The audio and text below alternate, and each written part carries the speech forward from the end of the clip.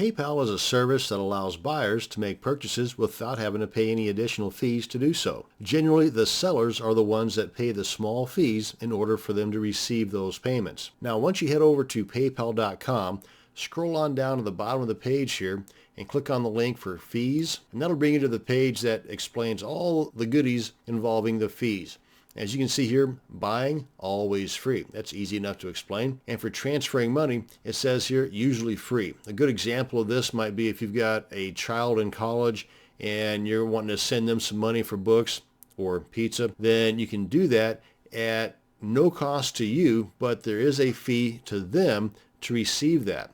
Now actually, the fee to them is going to be higher than if you were to pay that fee to send it. For example, for them to receive, say, $100, it might cost them 70 cents.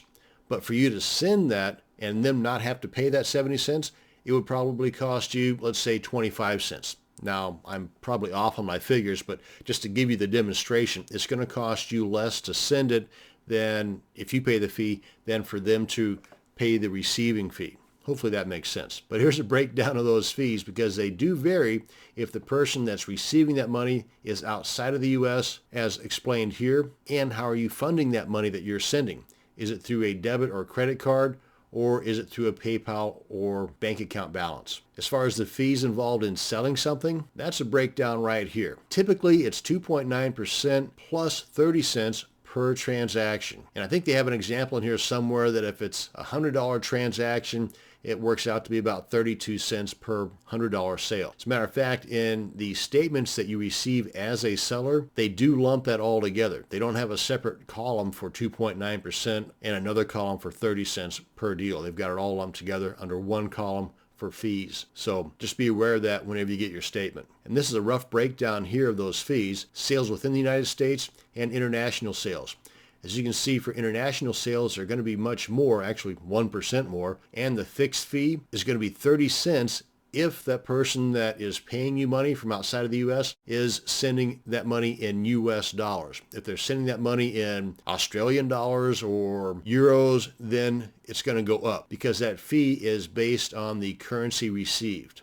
So hopefully they're sending you that money in US dollars. That way it's going to be the least amount, and that being 30 cents per deal. And if you're using the PayPal here card reader, that thing that you got stuck to the top of your iPhone or Android phone, then here's a breakdown of the fees for that. Now for a more detailed breakdown, come on up here and click on PayPal merchant fees. And this is for the business accounts, not for the personal premier accounts. So under the business accounts, if you have the standard, there's no additional monthly fee.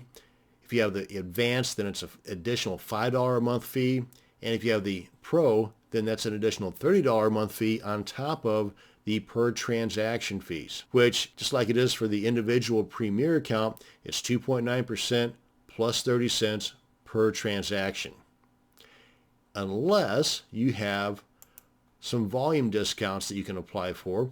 And here's a breakdown of that. Now, if you do qualify for this, in other words, you have $3,000 or more in gross monthly sales, it's not automatic to receive these deductions. You have to apply for it. And you just click on this right here. And like it says, it's a one-time application and it's subject to approval. And for additional breakdowns in other fee structures, just scroll on down further. Like for example, the micropayment discounts. If you have average sales of less than $10 a pop, then you can qualify for the micropayment rate at 5% instead of the 2.9% plus the 5 cents instead of the 30 cents per transaction. A little bit of a breakdown here for you. And the fees involved if you're using that card reader thingy I was talking about earlier. And any additional fees, they can be broken down for you right here. And scrolling on down, you've got some additional fees and FAQs, or frequently asked questions, you can work with. And if there's any questions that you might have that are not found here, then a good spot to go to is the contact or the help section. And they're both actually taken to the same page. But if you click on that link, here you've got several links that will take you to answers generated by the staff of PayPal. And if you visit their community forum, it will require you to register one time, but that's a fantastic place to get help from other users of PayPal. And that's a look at the various fees for using PayPal as a seller or merchant and for transferring money both domestically and internationally. Thanks for watching, and you have a great day.